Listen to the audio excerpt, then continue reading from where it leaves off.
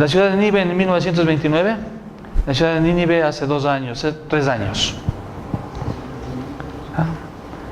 Sí, se conoce con Nínive, sí. Y aquí está, está a 1 kilómetro de Mosul. Después vamos a ver una imagen satelital más...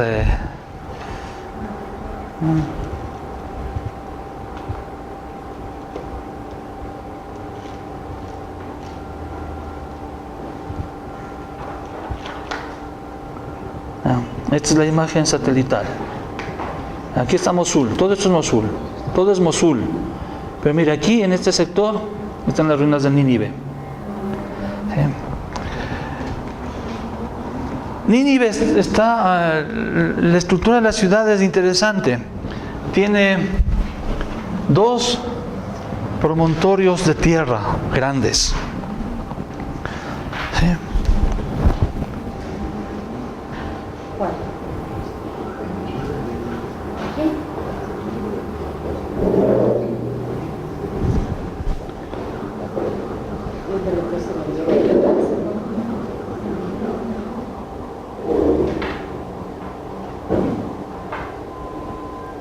Aquí me pierdo.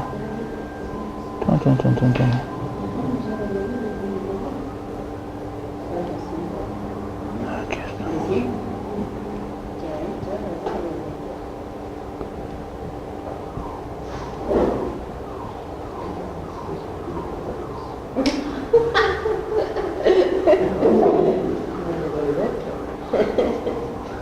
Ya.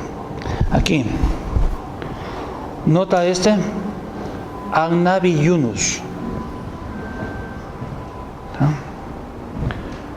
Aquí hay un montículo grande de tierra. Aquí en este lugar es muy poblado. Aquí hay incluso una mezquita y hay un cementerio en el cual se asume que dicen que están los restos del profeta Jonás. ¿Sí? Entonces, y aquí esta es la mezquita que es ahora y está el lugar de los restos del profeta Jonás. ¿Sí? Y acá arriba, pasando este río,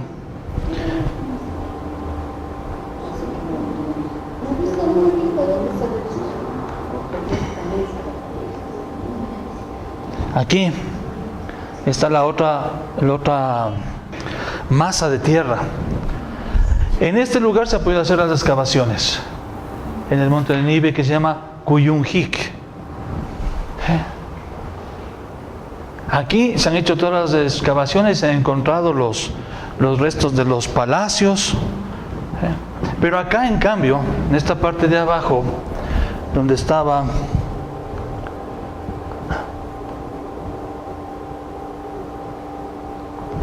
esta parte de aquí, que es la mezquita, aquí no ha habido cómo hacer excavaciones. Es interesante que por siglos se ha conocido este lugar, ¿sí?, como el profeta Jonás. Yunus es profeta. Nabi Yunus. Nabi profeta, Yunus Jonás. Por siglos.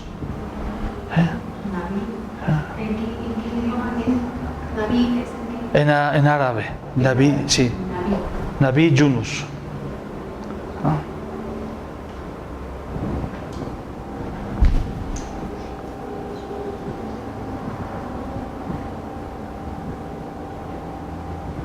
Esa era la ciudad de Nínive aproximadamente. Aquí está el Nabi Yunus.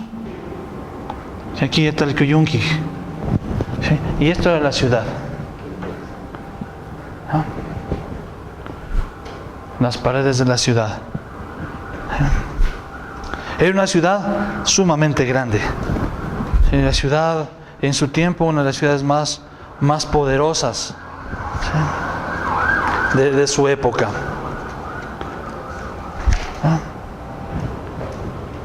¿Qué características tenía esta ciudad? ¿Qué características tenía? Aquí está. Es una masa de tierra alta que está sobre el nivel. Está aproximadamente a unos 30 metros. La ciudad de Nínive fue construida por quién? ¿Se acuerdan? Vamos a Génesis, por favor. Génesis 10:8. Es una de las ciudades más antiguas de la humanidad. Génesis 10:8.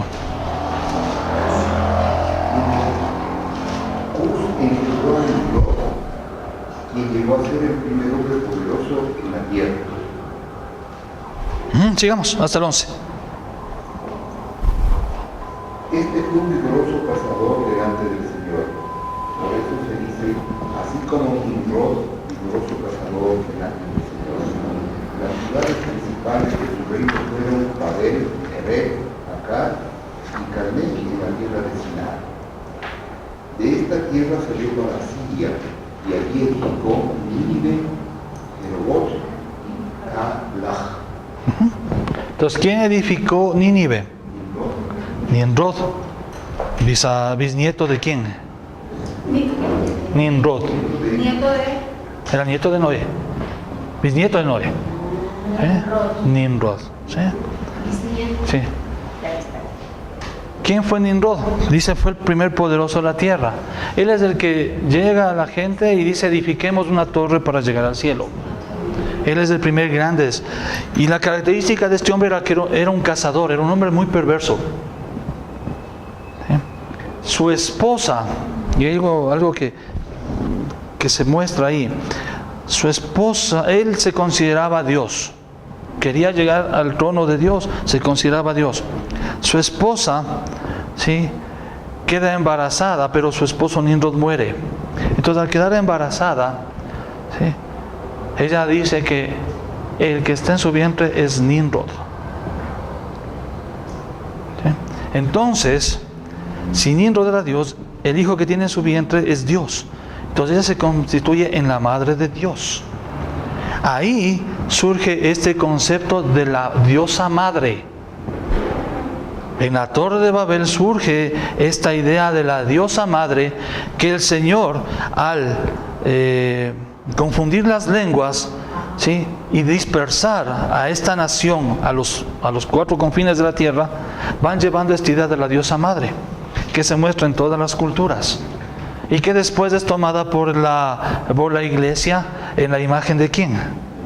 De la Virgen María. Usted investigue. Todas las culturas tienen una diosa madre. ¿Y cómo se la muestra?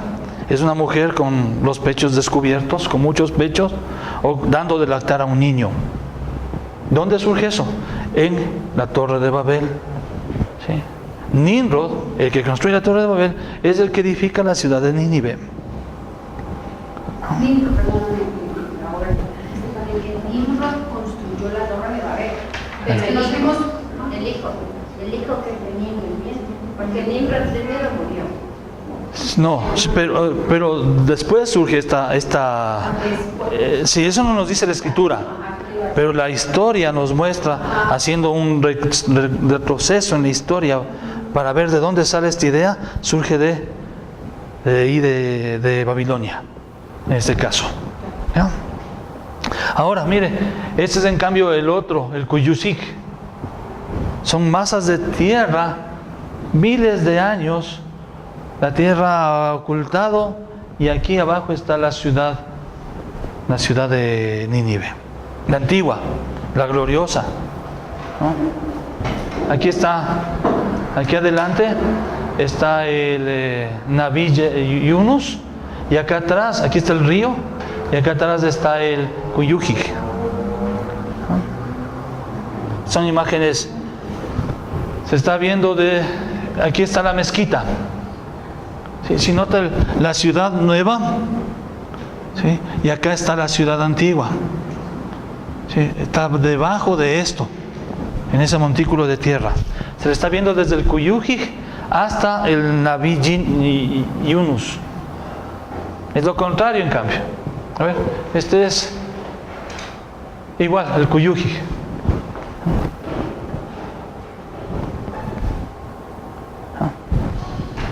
Nota esta franja aquí de tierra, ¿sí? Esa es la muralla antigua, tapada por los años, ¿sí? Algunos historiadores dicen que eran murallas hasta de 30 metros de altura. Otros dicen que no eran tan altas, que eran entre 6 y 12 metros. ¿Nota la muralla de la ciudad aquí? Una ciudad imponente. Ese es el que se conoce como la tumba de Jonás.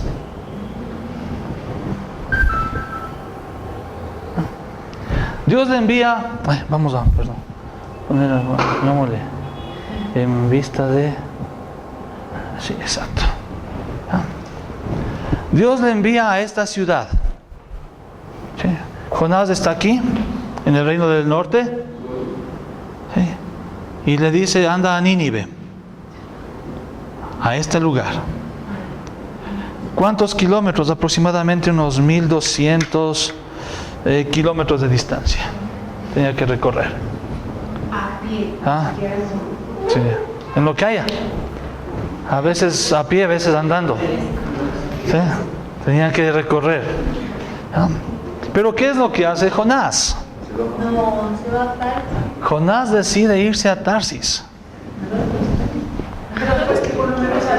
Alrededor 5.100, 5.050 aproximadamente kilómetros de distancia. ¿Ya? Dios le envía hacia arriba. ¿Sí? Tiene que subir y Jonás decidirse para acá. ¿Ya? Ahora, ¿por qué? Y es la pregunta, ¿cuál es la razón? Sí, dice, antes de esto, ¿sí? Está ubicada Nínive a 350 kilómetros más o menos de Bagdad. ¿Sí? Es una ciudad antigua de aproximadamente 750 hectáreas. ¿Sí? Un lado de la muralla era de 4.000 metros. 4.000 metros de un lado, en el lado occidental, 2.000 metros en el lado norte, casi 1.000 metros en el lado sur y 4.900 aproximadamente en el lado oriental. La muralla era de 12 kilómetros de largo, alrededor de la ciudad. Como decíamos, las murallas eran algunos dicen que eran de entre 6 y 12, otros dicen que era incluso hasta de 30. Como decíamos, en Kuyunjik, sí, ahí está el castillo de Nínive. Es una masa de tierra de 2 kilómetros de largo, por medio kilómetro de ancho y por 30 metros de altura.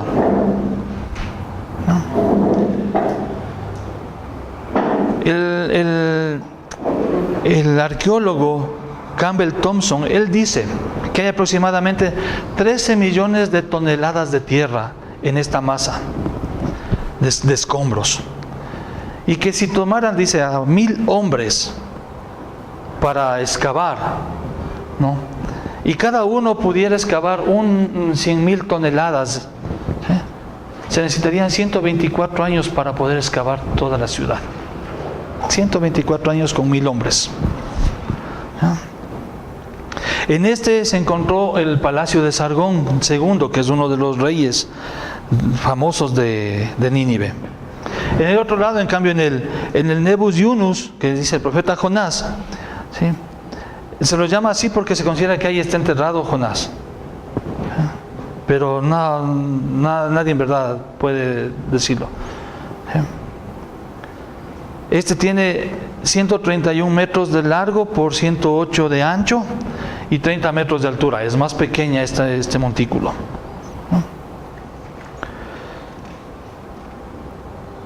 ¿Cómo le llama? Entonces, para poder entender lo que estaba yendo a hacer Jonás, tenemos que entender cómo los demás profetas consideraban a Nínive. ¿Sí? Era una ciudad muy próspera, en la confluencia de los ríos Tigris y Kros. ¿Sí? Era un importante de paso en las rutas comerciales, una ciudad muy opulenta, ¿sí? Central en el comercio entre el mar Mediterráneo, ¿sí? Del mar Mediterráneo al mar Índigo, al mar Negro, pasaban por aquí las rutas que iban de mar a mar. Entonces, era un centro importante de comercio. Una de las más grandes ciudades de la época, por no decir la más grande. Pero, ¿Sí? bueno, una cosita ahí. Lo que pasa es que tú dices que Nínive está no está en el actual Irak, está en Turquía, o estoy mal. Está en Irak. Está en Irak. Mira, Está dentro de Irak. porque yo ahí está mal delimitado, bueno, me parecería No, está en Irak. Nínive está en Irak. ¿Sí? ¿Cómo los demás profetas consideraban a Nínive o cómo la veían? Vamos a Nahum, por favor. Nahum 3:1.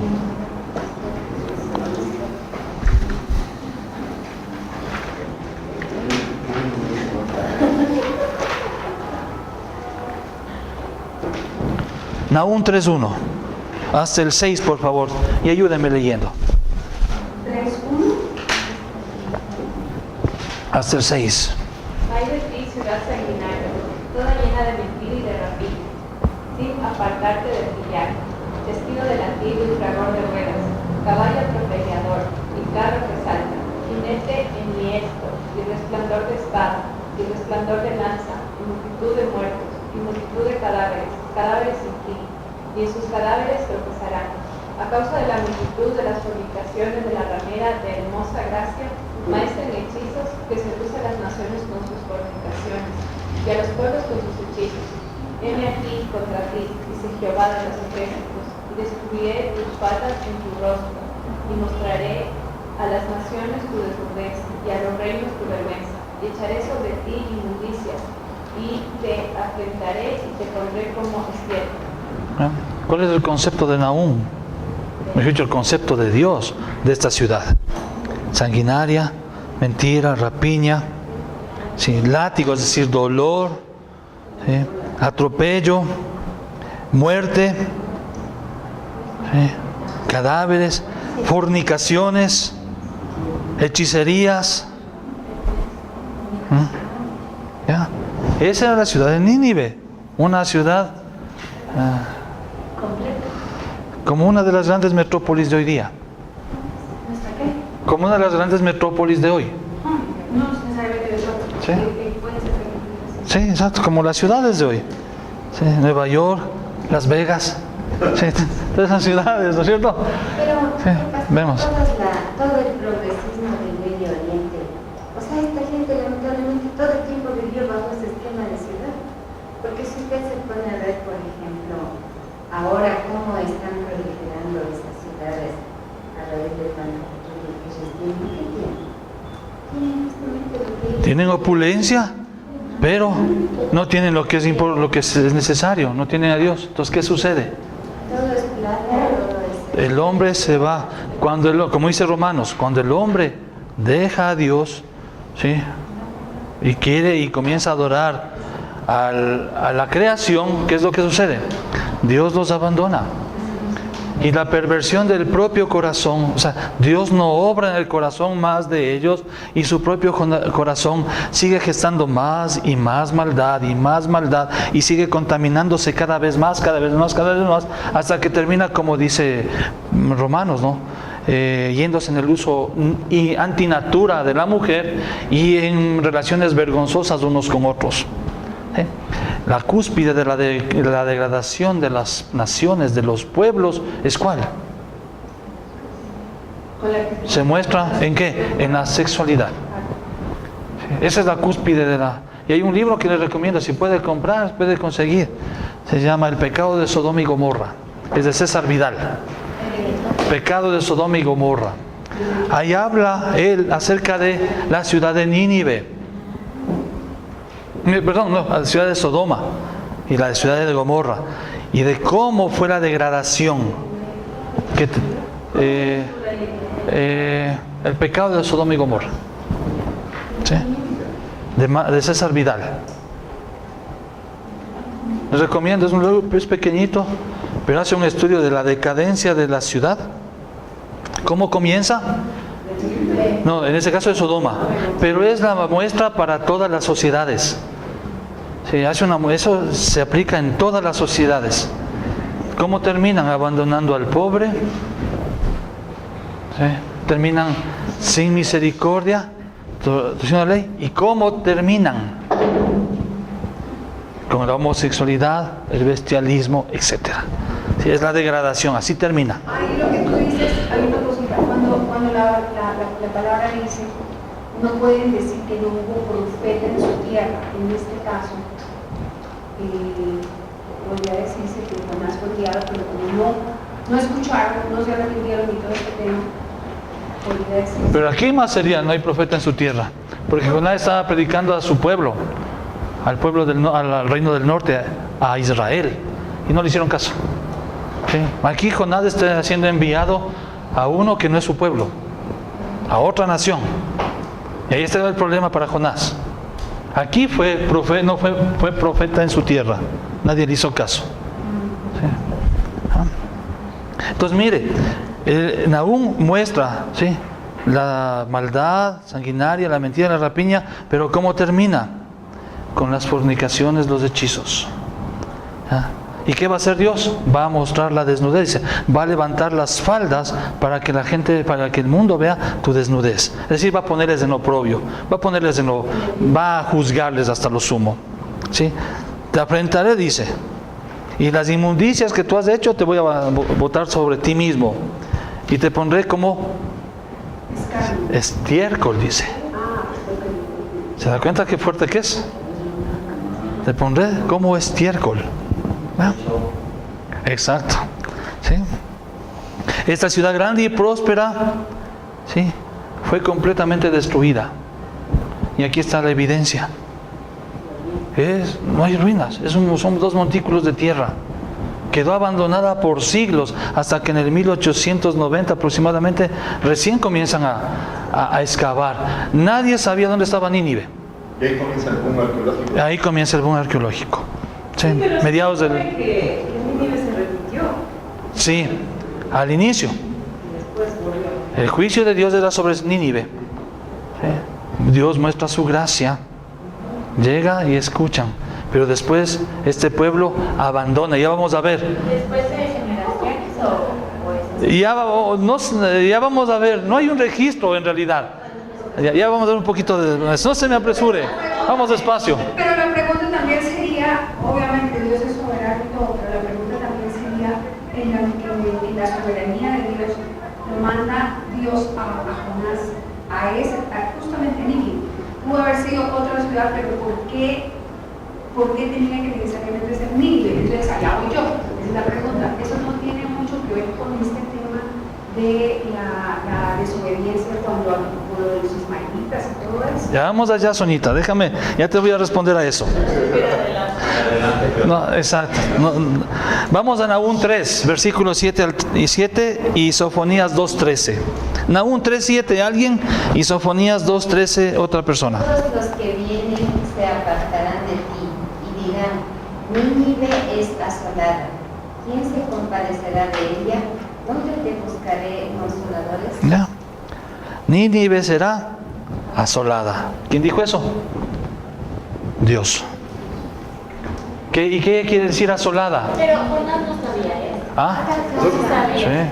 Abandonada, asolada. Asolada es dejada en ruinas. O sea, sabía que iba Asolar. a estar en ruinas.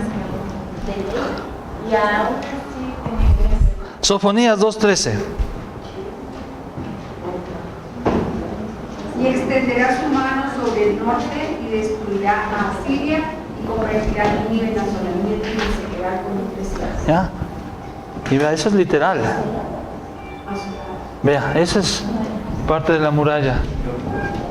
No se ve nada. ¿Sí? Vea, aquí abajo están las ruinas de la ciudad. Una de las partes, porque hay 2 partes de la ciudad. Es desierto, está asolado. Vea, ahí está hace muchos años atrás. Como decíamos, en esta parte, este es en el Naví Yunus, ¿sí? Esta es la parte nueva. Hubo un asentamiento que se levantó aquí, pero en realidad debajo está la ciudad. Entonces cumplió lo que el Señor dijo, un desierto. Vea la ciudad. Aquí abajo está lo que en verdad había antes en la ciudad.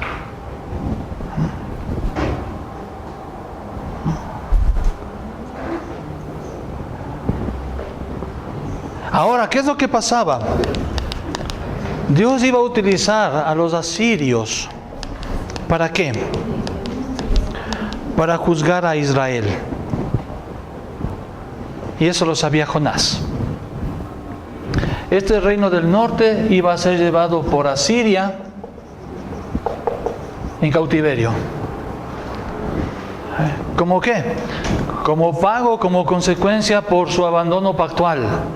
Israel abandona el pacto, se entrega a las fornicaciones con otros dioses, rompe el pacto Israel. Paz y amor. Paz y amor, hermanos. Rompe el pacto Israel. Y Dios, ¿sí? Hay bendiciones y maldiciones pactuales. Entonces una maldición, ¿cuál era? Pactual. Al romper el pacto, Israel es llevado cautivo a Siria.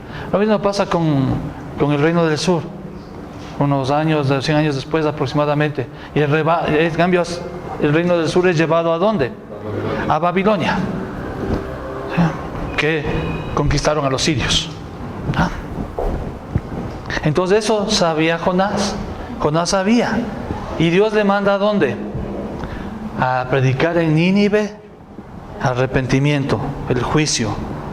¿Sí? Dios está enviando a un pueblo que después, ¿sí?, sería el instrumento de Dios para el castigo de su pueblo.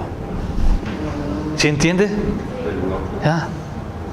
Él ha estado predicando años al pueblo de Dios, a su pueblo, al arrepentimiento. Su pueblo no ha hecho caso. Por tal razón Dios lo va a castigar a este pueblo, llevándolo cautivo por Asiria. Y Dios le llama a este hombre para que vaya a Asiria, vaya a Nínive y les predique para que se arrepientan. Sabiendo que después iban a ser quienes, de cierta manera, acaben con el reino del norte. ¿Qué opina? ¿Cómo se sentiría Jonás?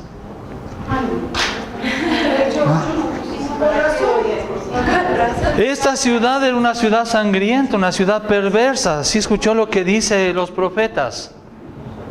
¿Sí? Y a esta ciudad el Señor le envía a Jonás. ¿Casi con qué? Es como decir ahorita, a ver, que tomara a cualquiera de nosotros y dijera, vaya donde los ISIS, vaya donde los ISIS, ¿sí?, y predíqueles arrepentimiento. Haciendo una comparación, Qatar vendría a ser el Nínive de la época, porque si usted ve cómo tiene este desarrollo, esta ciudad en donde la plata es tal que hasta el agua desaliniza el petróleo calentando, que es el proceso más caro. Sí, podemos decir, pero hay varias Nínives. Y vamos a quedar ahí, vamos a decir, después conversando, vamos a tener un receso, ¿sí? Pero una única ciudad que se diferencia de Nínive, que es su antítesis, ¿es cuál? La Nueva Jerusalén. Sí, es la única que va a ser distinta a las demás ciudades del mundo. ¿Por qué? Porque es una ciudad, es exacto al final y es la única. Pero no se olvide que la Nueva Jerusalén ya se está construyendo. Se está construyendo, está edificándose ya. Se va a mostrar en su esplendor al final. Pero esa ciudad ya existe. Sí, esa ciudad ya está, ya existe, la Nueva Jerusalén, ¿no? Ahora. Entonces ya podemos entender cuál fue el conflicto para Jonás. ¿A dónde Dios le estaba enviando? Ahora, más de eso que hemos visto, que es una ciudad perversa, una ciudad sangrienta, tenía también su problema religioso.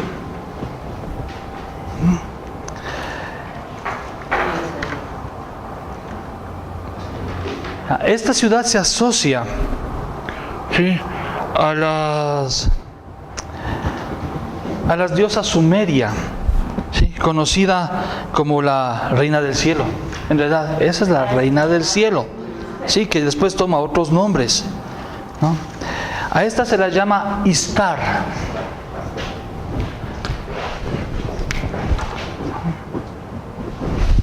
Tal vez sabes el significado de esta indumentaria que tiene. ¿De cuál? De todo eso ya vamos a hablar un poquito. No todo, pero lo esencial. ¿Ah?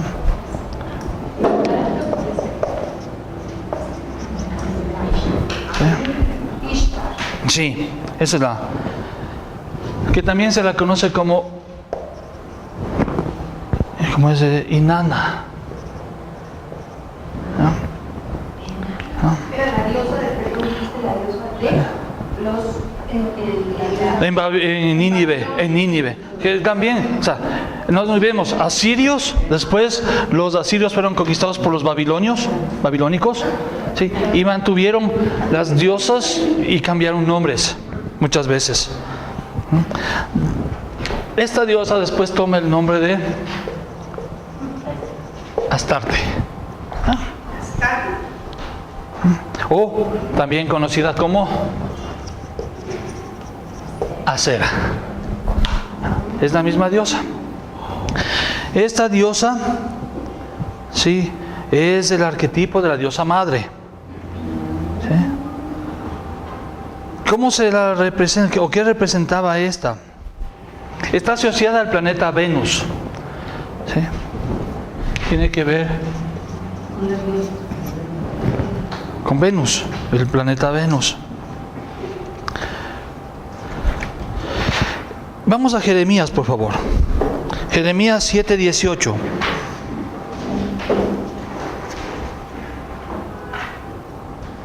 Esta diosa es la diosa del amor y de la guerra. ¿Sabes? Es algo bien interesante, es amor y guerra al mismo tiempo. Se lo representa siempre, casi siempre como una guerrera. ¿Sí? O sea que Diana, la cazadora. Como bien Atenea. Sería más gente de Atenea. Sí, después toman ahí, hay mezclas de los dioses. ¿Sí? Esta diosa era insaciable en su deseo de sangre y en su lujuria. Esa es la imagen de esta diosa. Veamos Jeremías, por favor.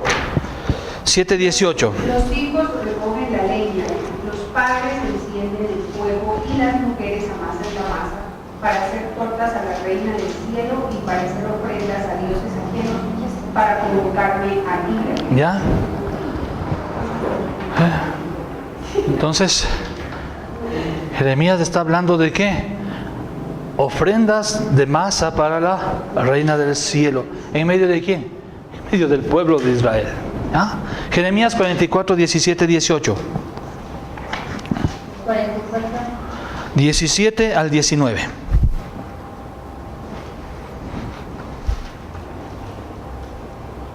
Sino que ciertamente pondremos por obra toda palabra que ha salido de nuestra boca, para ofrecer incienso a la reina del cielo, derramando libaciones como lo hemos hecho nosotros y nuestros padres, nuestros reyes y nuestros príncipes, en las ciudades de Judá y en las plazas de Jerusalén. Tuvimos abundancia de pan y estuvimos alegres y no vimos mal alguno. Mas desde que dejamos de ofrecer incienso a la reina del cielo y de derramarle libaciones, nos falta todo, y a espada y de hambre somos consumidos. Y cuando ofrecimos incienso a la reina del cielo y le derramamos libaciones, ¿acaso no hicimos nosotras tortas para tributarle culto y le derramamos libaciones sin consentimiento de nuestros maridos? Y el 25. Y vamos al 25. Así ha hablado Jehová de los ejércitos, Dios de Israel, diciendo: vosotros y vuestras mujeres hablasteis con vuestras bocas y con vuestras manos lo ejecutasteis, diciendo: cumpliremos efectivamente nuestros votos que hicimos de ofrecer incienso a la reina del cielo y derramarle libaciones. Confirmáis a la verdad vuestros votos y ponéis vuestros votos por obra. Entonces el pueblo de Israel a esta reina del cielo. Es una mujer alada con pies de ave. Sí, pies de ave tiene. Es una de las formas en las que se la representa. Pero usted ve, siempre es una mujer que habla acerca de la diosa de la fertilidad. Y es interesante que en todas estas culturas la fertilidad juega un papel preponderante. También se la conoce como la diosa pez. Hay algunas representaciones en la cual tiene aquí un pez en el vientre. Esto es, ya le voy a explicar el pez por qué. Es en cambio un dibujo que hizo alguien en una tablilla acerca de la misma diosa. Esta es la estrella de 8 puntas que representa a Venus. Siempre está asociada esta mujer con esta estrella de 8 puntas. Aquí la vemos.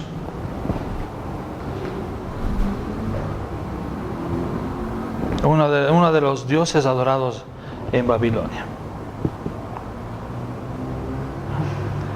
Ahora, no solo estaba esta diosa, ¿sí? También hay el que se conoce como Dagón,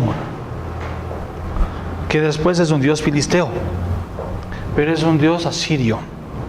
En el cilindro de Asiria, es decir, un registro, es una piedra cilíndrica donde está escritas las crónicas de Asiria, está este gráfico. Aquí está Dagón, que es el hombre, es el dios pez. Era un dios adorado por los asirios. Aquí tenemos la estrella de... ¿Cuántas?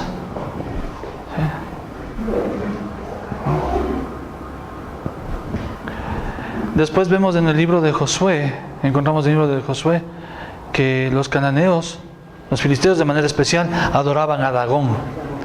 ¿Quién era ese Dagón? Sí, parecido a mí, no, pero no, casi. Era un dios que tenía esta forma. Era una roca que tenía un hueco en medio y tenía esta forma, los brazos levantados, ¿sí? Y aquí una boca grande. Entonces, ¿qué hacían los filisteos? E incluso los israelitas ponían a sus niños aquí en la parte de arriba. Entonces los niños iban rodando, pasaban por la boca y caían al fondo, y en el fondo había una pira prendida, una pira, fuego. Entonces así se sacrificaba a los niños, a Dagón. Es un dios muy perverso, un dios muy perverso. ¿A quiénes eran sacrificados ahí? Los hijos. ¿Se da cuenta la diferencia con el Dios verdadero? El Dios verdadero tiene las promesas para ¿quiénes? Para los hijos. En cambio, estos dioses falsos, ¿a quiénes matan? A los hijos. ¿Ah? Este es Dagón, ¿ah? El dios pez.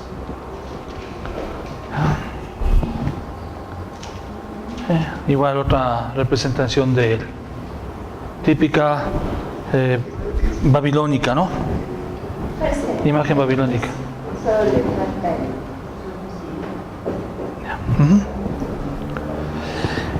En el código de Hammurabi, que es escrito por el año 1700 a.C., se menciona Nínive.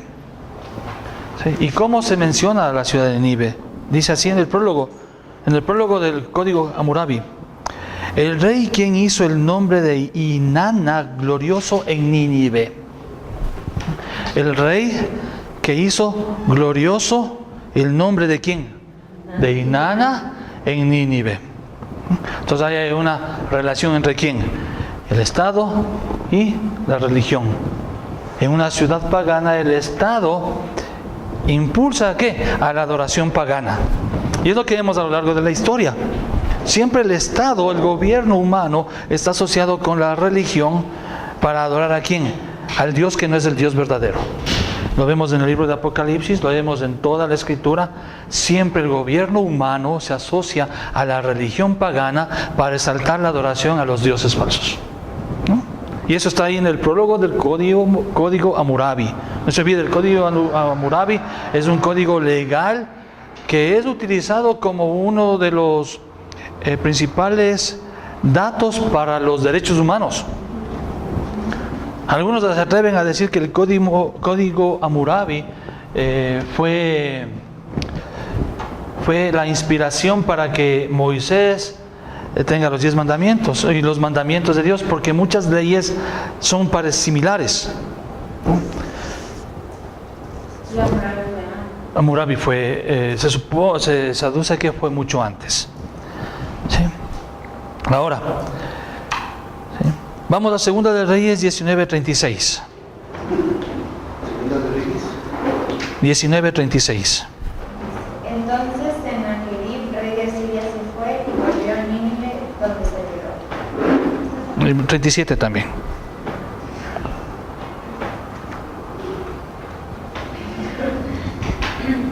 ¿Quieres decir algo? ¿Está bien? Y ya me 27 rayos. Ahí invéntate algo, pues no tiene.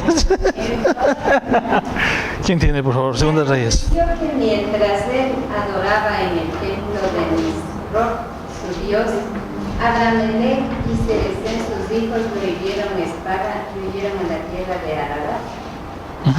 Y reinó en su lugar Esar-Adón, su hijo. Sí. Sennacherib es uno de los reyes de Asiria más opulentos, el que más se conoce, en realidad es acerca de él. Él construyó un palacio impresionante, ¿sí? No solo por su tamaño, sino también por el arte que estaba dentro de ese palacio. Tenía 60 cuartos, dice. 2 corredores de 50 metros de largo por 12 metros de ancho. ¿Sí? 3.000 metros cuadrados de paredes adornadas. ¿Sí? Tenía toros alados y leones alados de entre 9 y 27 toneladas.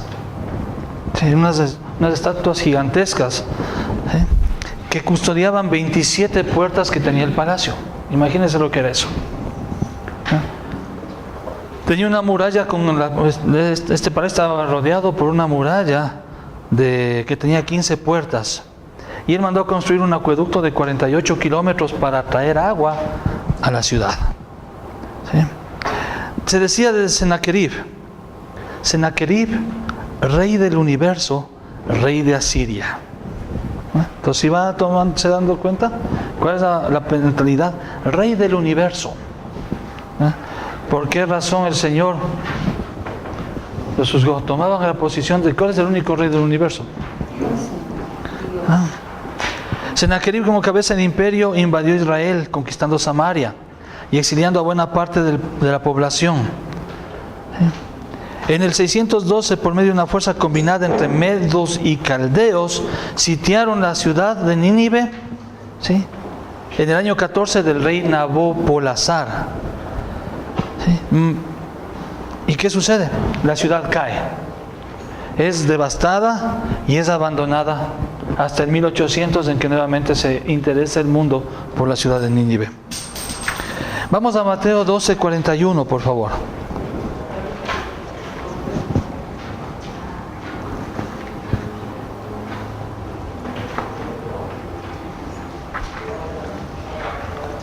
La ciudad de Nínive es mencionada, los ninivitas son mencionados, sí, en el Nuevo Testamento.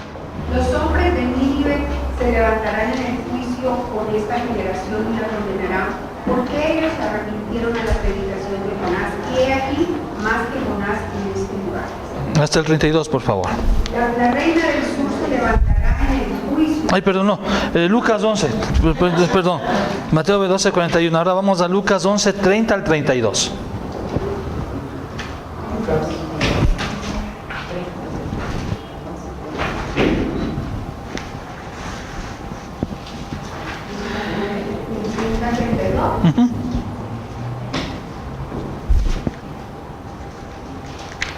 Porque así como Jonás fue señal a los ninivitas, también lo será el Hijo del Hombre a esta generación. La reina del sur se levantará en el juicio con los hombres de esta generación y los condenará, porque ya vino de los fines de la tierra para oír la sabiduría de Salomón, y he aquí más que Salomón. Ya, ok, gracias. Y he aquí más que Salomón en este lugar. No tiene. Cristo estaba hablando. Ya, eso voy a hablar en la tarde cuando tope la señal de Jonás. Sí, despacito, Sonita. Todo. Ya, entonces vemos esta ciudad como era, ¿cierto? Allá Dios envía a Jonás. Ahora veamos algunos puntos. ¿Quién es el autor del libro de Jonás?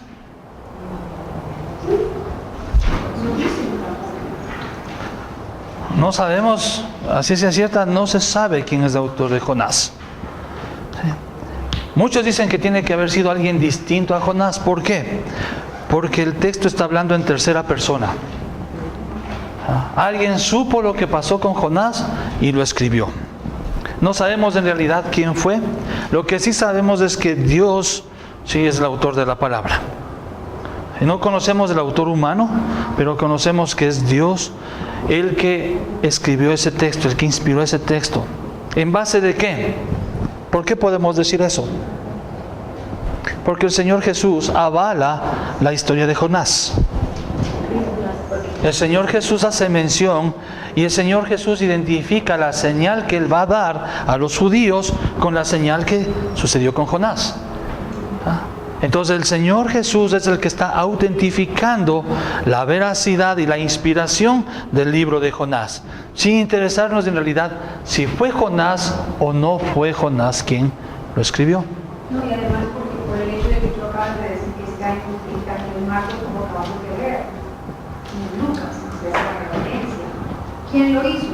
Claro, eso no fue, porque la palabra de Dios es inspirada por el Espíritu Santo, pero igual también inspira en el Nuevo Testamento, no es otra señal de que fue lo que tú estás diciendo, avalada por... El Señor la avala con la mención que hace, ¿no es cierto? No nos olvidemos que otros libros, en cambio, sí sabemos quién fue el autor. De Jonás no se conoce. El libro no nos indica, ni tampoco hay documentos extra bíblicos que nos muestren quién es el autor. Lo que conocemos es que es un hecho que sucedió, que ha sido compilado, redactado y que ha sido aprobado por el Señor Jesús. ¿Qué fecha fue la que se escribió?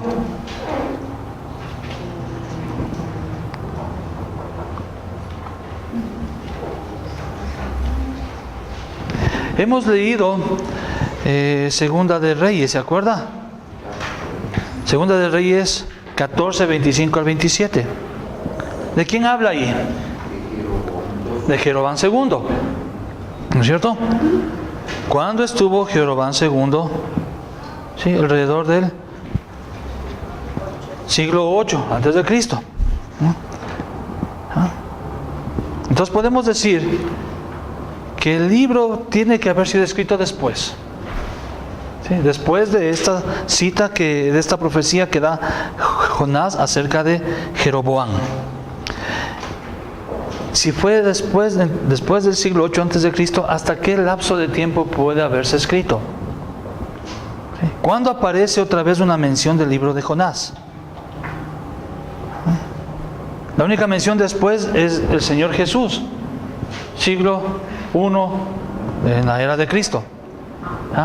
Pero hay una mención anterior, pero no se encuentra en los libros canónicos. Se encuentra en 2 libros apócrifos que se hace mención del libro de Jonás. El primer libro es el libro de Eclesiástico, no Eclesiastés, es Eclesiástico. En el capítulo 49, versículo 10 dice, ¿sí?, habla de los 12 profetas menores. El libro de Eclesiástico dice los 12 profetas menores. ¿Cuáles son esos 12 profetas menores? Los que nosotros conocemos, y entre ellos, ¿quién está? Jonás. Entonces el libro de Eclesiástico, de una manera no directa, nombrando Jonás, pero sí está nombrándolo indirectamente, tomándolo en cuenta entre los 12 profetas menores. ¿Sí?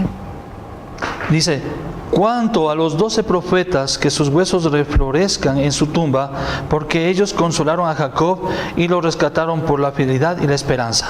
Eso está escrito en la Biblia, en la versión de la Nueva Jerusalén, ¿no? La Biblia de Jerusalén, perdón. ¿Ya? Y también está en el libro de Tobías. El libro de Tobías se encuentra en la Biblia católica, en la Biblia católica romana. También está en algunas Biblias protestantes. La Dios habla hoy. Está ahí el libro de Tobías.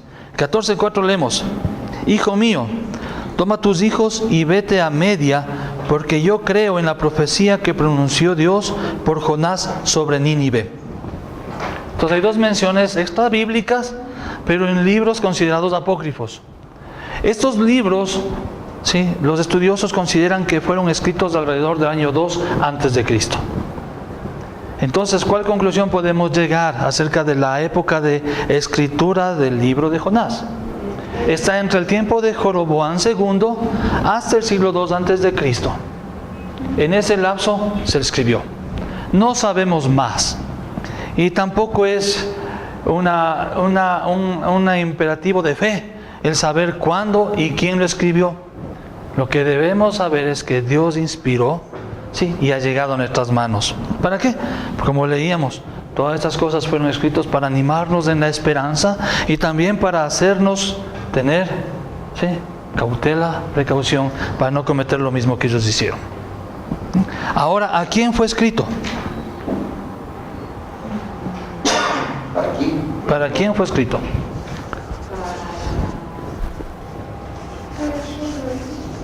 Para rescatar a la gente que estaba en. Específicamente, ¿para quién fue escrito? ¿Fue escrito para Job? ¿Para Jonás? ¿Para los ninivitas? Para el pueblo, para el pueblo que necesitaba que se volvieran a Dios. El pueblo, el libro fue escrito para todos los creyentes. Esa es la realidad. ¿Sí? El libro fue escrito para todos los, pues, escrita para el pueblo de Dios. ¿Sí? Por ejemplo, si tenemos el libro de Daniel, ¿sí? ¿Para quién fue escrito? El libro de Daniel. Específicamente, ¿a quiénes? Los judíos estaban en el exilio. ¿Para quién fue escrito Malaquías? Para los judíos que habían regresado del cautiverio. ¿Pero es aplicable a toda la iglesia? Sí, por supuesto. Pero el libro de Jonás no hay un destinatario específico. No fue escrito, por ejemplo, Pablo escribe a los corintios. Pero esa carta a los corintios sirve ¿para quién? Es a toda la iglesia. Pero fue direccionada específicamente para los corintios. El libro de Jonás no tiene un destinatario específico, pero sabemos que es para toda la iglesia, para todo el pueblo de Dios. Ahora sí vamos a introducirnos en el libro de Jonás. Ese era el preámbulo. Si no hemos topado nada todavía del libro de Jonás, solo viendo el contexto en el cual se escribió y para qué se escribió, ¿no? ¿Cómo inicia el libro de Jonás? Decíamos, palabra de Jehová a Jonás, hijo de Amitai. ¿Sí? Y decíamos al inicio, cuando todavía no estábamos todos, ¿qué significa la palabra Jonás? Jonás es paloma. ¿Sí? Jonás es paloma. ¿Sí? Y cuando hablamos de paloma, si Jonás es paloma, Dios envía a Jonás a cumplir una misión, ¿verdad? ¿Cuál era la misión? Ir a Nínive, el versículo 2. Levántate y ve a Nínive, aquella gran ciudad, y pregona contra ella, porque ha subido la maldad sobre mí, delante de mí. ¿Cuál era la misión de Jonás? ¿Ir a Nínive para qué? Para hablar de un juicio que venía sobre la ciudad por la causa de su pecado. Entonces esta paloma recibió esa encomienda. ¿Sí? ¿Y dónde aparece otra paloma?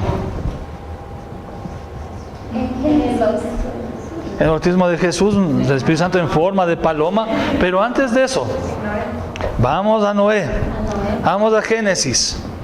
Después del diluvio, ya tienen que nuevamente salir a tierra seca.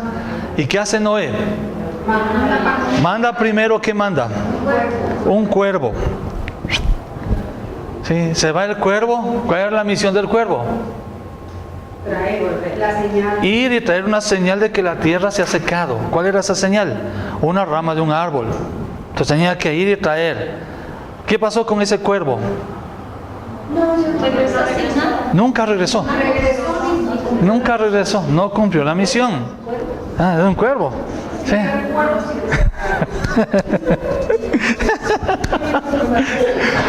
Luego de eso, ¿qué hace Dios? ¿Qué hace Dios? Perdón, ¿qué hace Noé? ¿Qué hace Noé? Pasa una semana y envía ¿a quién? Una paloma. ¿Qué hace esa paloma? Regresa con una rama de olivo en el pico. La paloma fue y cumplió la misión, regresó. El cuervo fue y no cumplió la misión. Vemos a esta paloma Jonás y Dios le encomienda una misión. Anda a Nínive y pregona juicio sobre ella. ¿Y qué hace Jonás?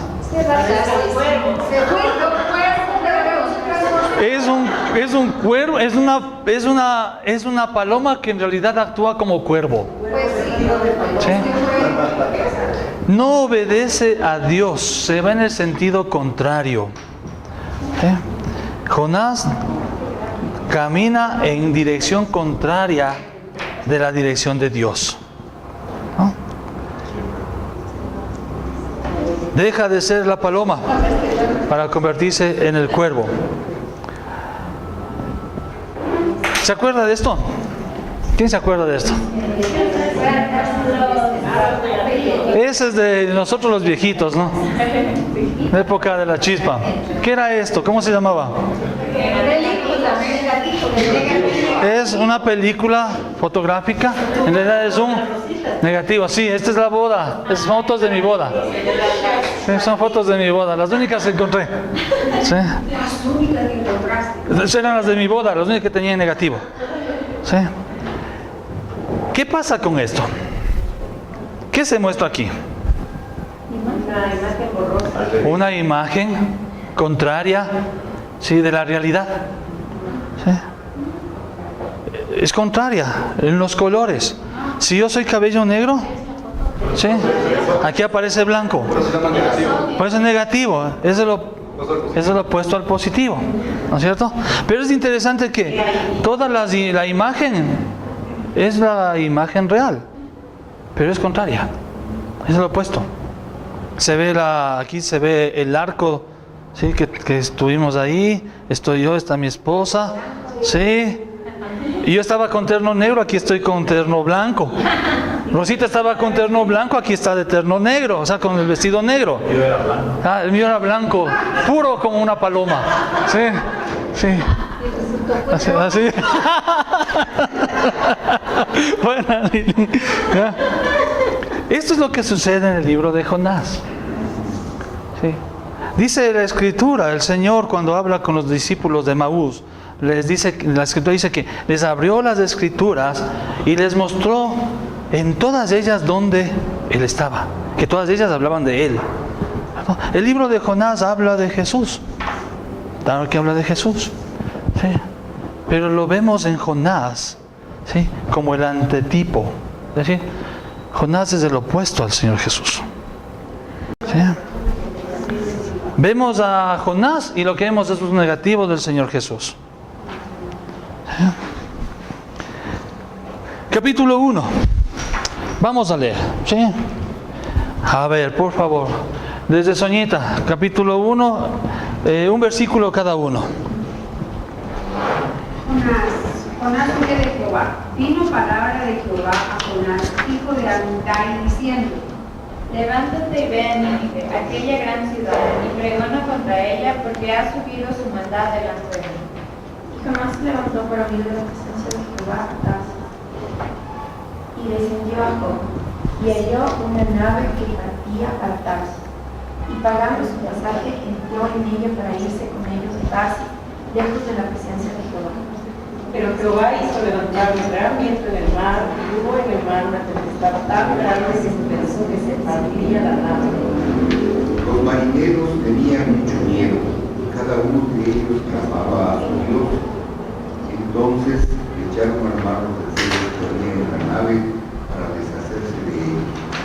Jonás, en cambio, había bajado del río de la nave y se había echado a dormir. Y el patrón de la nave se le acercó y le dijo: ¿qué tienes, dormilón? Levántate.